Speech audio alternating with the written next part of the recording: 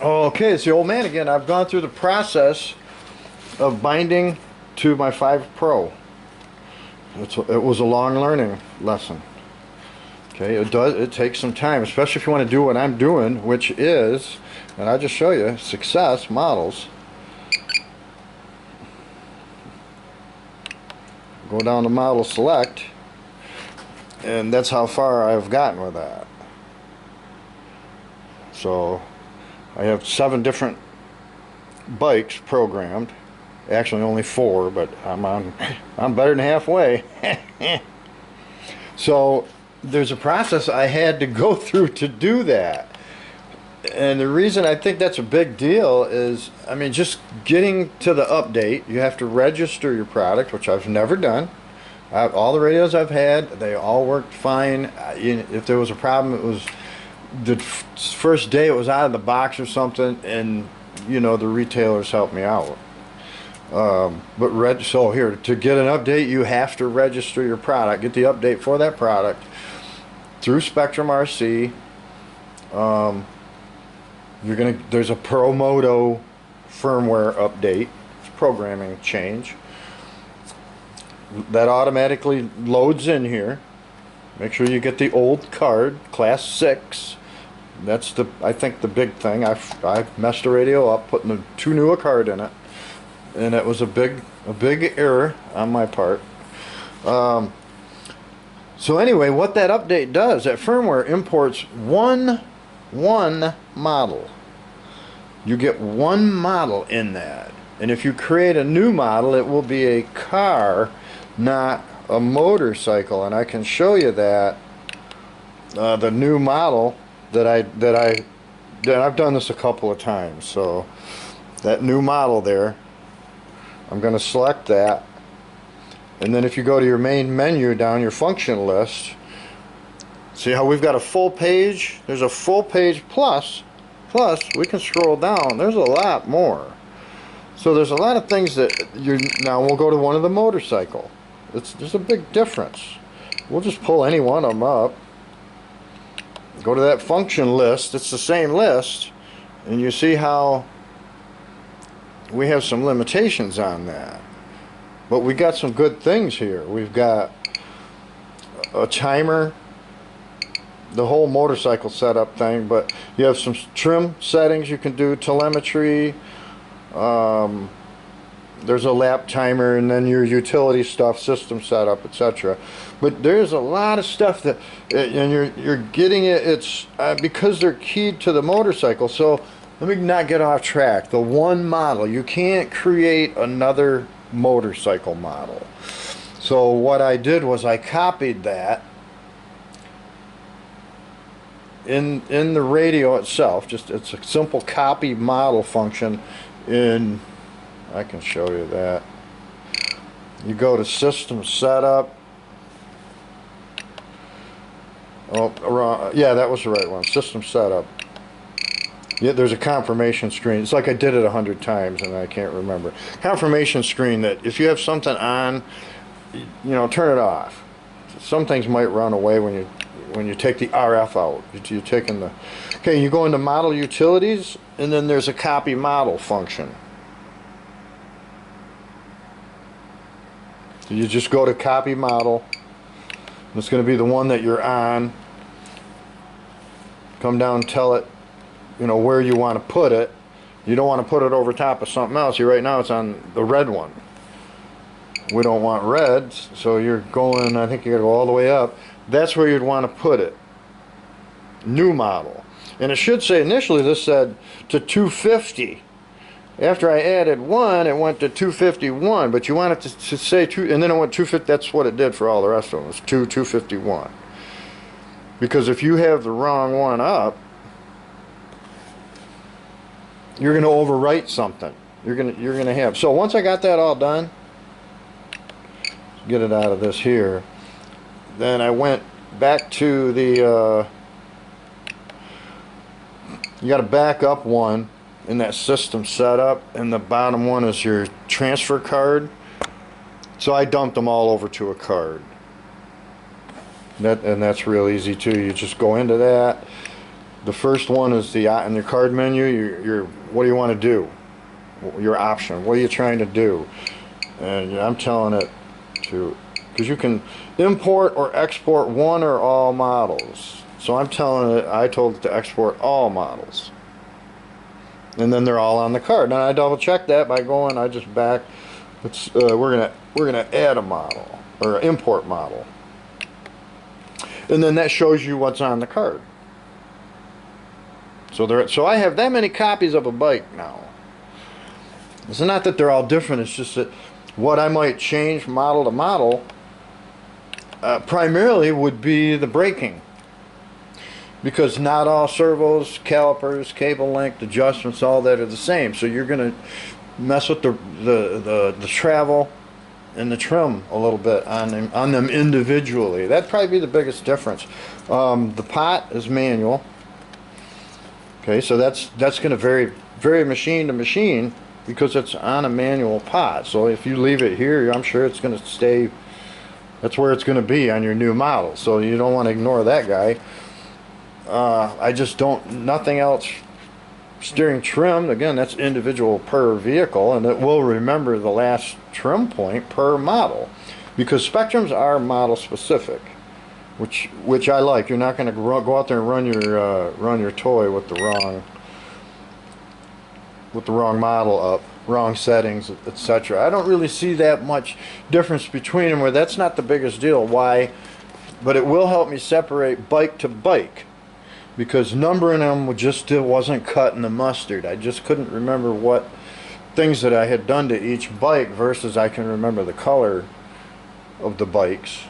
And my goal is 7. So if you're only running 1, you can do the update, but you don't want to make a mistake in there somewhere and delete that model or overwrite it if you ever go into that utilities menu. Because you can't reinsert the card and add another bike model. You can't. Somehow you'd have to get that update out of the radio and then reinstall it so that it would create you another model. I have not figured out a way, because you can't. It's an update. It's not something you can copy into the radio. The update makes you one motorcycle model. So copy it if you want more than one, or you don't want to lose it. And then go through a rigmarole of whatever, trying to back your radio up as far as updates go. And whatever. The issues I've had with computers doing that, it's easier on a computer. I don't know. I don't see a backup to the last firmware or whatever on. The function's not on the radio. So anyway, I bound it up. Got it go. I'm going to have to rebound it because I redid some. Let's put it on the right one. Let's put it on the green one. Let's just go through all this stuff. Got to get your radio in bind mode. That's real easy. Just go down through that main list to bind. Get it down there ready to go. We got to plug the battery in it.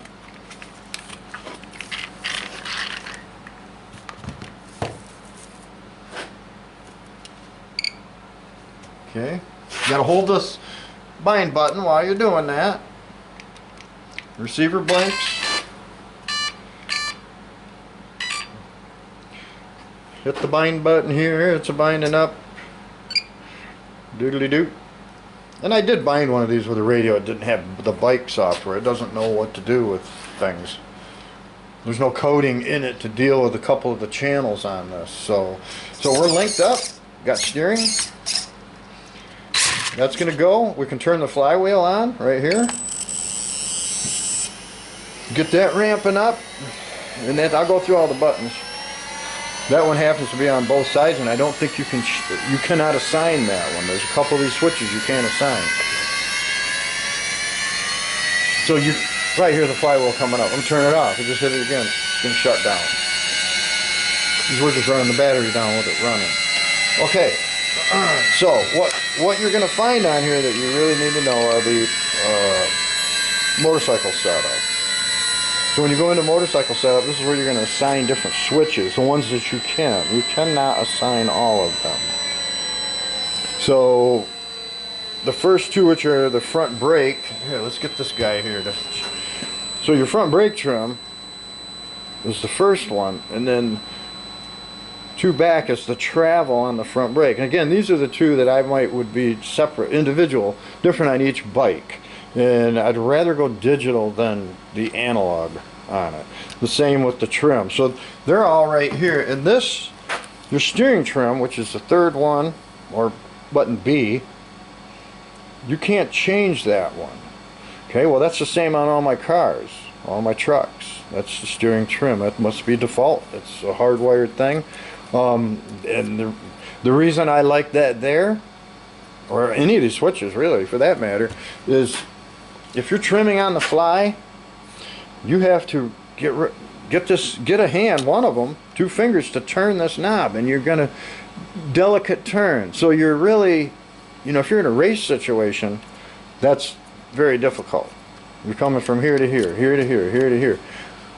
And it takes some serious fine tuning to trim the steering, and it is a really big deal. Right here, can trim on the fly. In other words, I can keep my eyes on the machine. I can still steer and adjust my trim. Why would you need to adjust your trim on the fly? If you hit a hard landing, you hit something, you impact the front, you can twist this to that. You twist the wheel.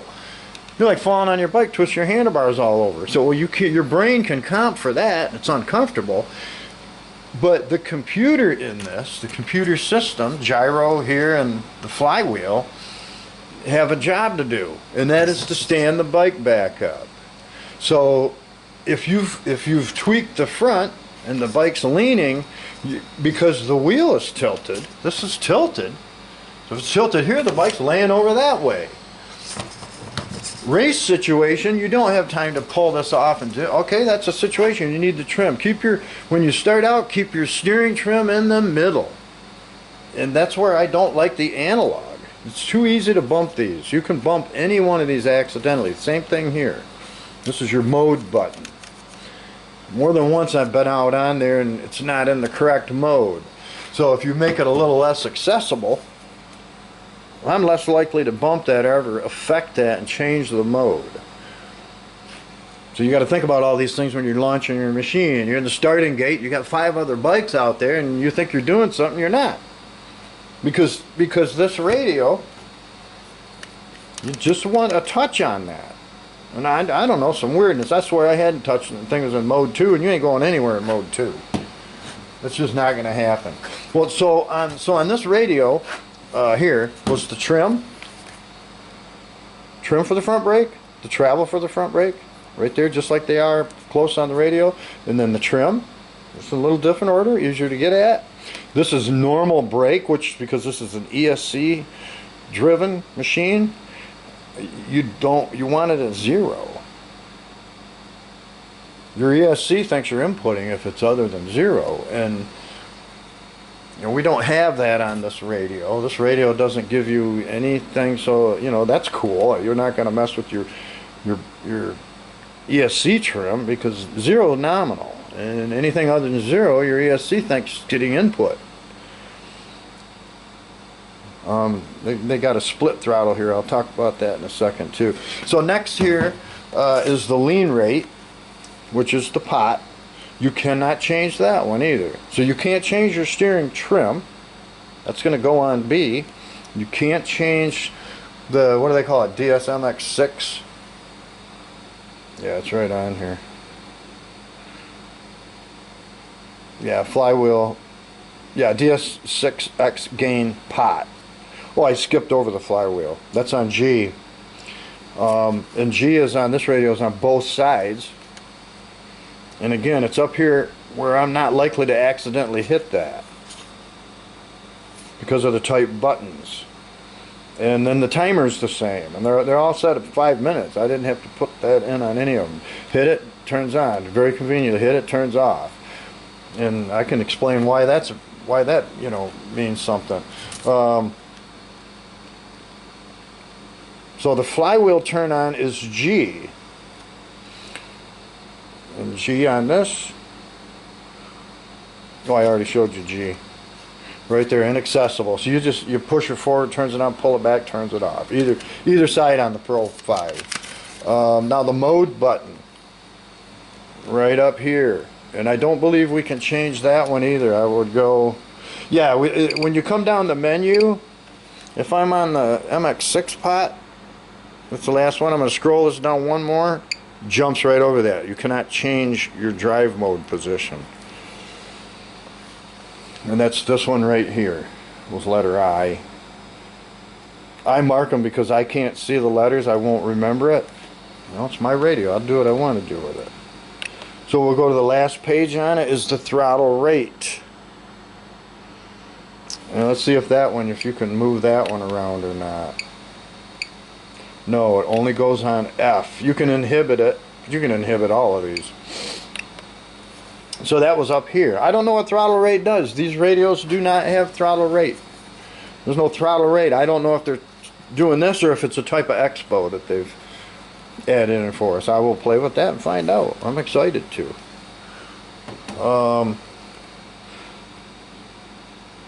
And everything, I mean, once you've done all that, I'm ready to go. I'm ready to try it. And I can bind all my different bikes to it now. One radio, 4 batteries, not 16. Because all of these feel different. Every one of these, I mean, the slop and the steering wheel, I'm trying to give you good reasons why you would want to take it off the analog radio. Number one, it's analog. These have a better feel. I'm used to it. I race everything with this radio. Less batteries. On the fly trimming. And easier to isolate models. And, you know, that's my personal brain thing, but... Okay, I'm not going to test this today. It's too cold out. This will take, you know, a little time. If you only got one model, it won't take that much time. Just, you know, the online stuff, probably 30 minutes. It probably actually took 30 minutes to get my act together and make it happen. But, you know, the registering and the uploading, and then I had to figure out how to, you know, how was I going to get multiple models.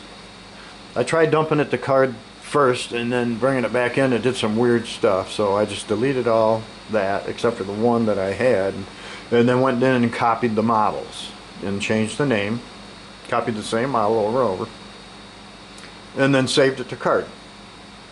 And I think it's going to be good. So hey, if you're racing and running Losi Promotos, keep tapping the throttle. Oh, I forgot one thing though, the timer. And that's a personal thing. I don't like to run my batteries until they just quit. I want to know. I like to know how long I'm out there, how long I'm running my vehicle. And you can just, I mean, I have a lap counter. I have a race system, so we could do that. But now you got to run a timed event. Practice sessions don't do that. Put my phone out there, but now I have to keep turning it on, you know, unlocking it to stop the timer, because if I've dumped out on the track and I'm upside down or laying sideways or whatever, I hit my timer button, boom, just tap it, stops the timer, because I don't count that run time. I mean, yeah, I'm outside on a bigger track. It might take me 2 minutes to go out there, and I'm not going to run out there every time I crash. So right there, another big value in having this type of a radio out there. All right, keep tapping that throttle.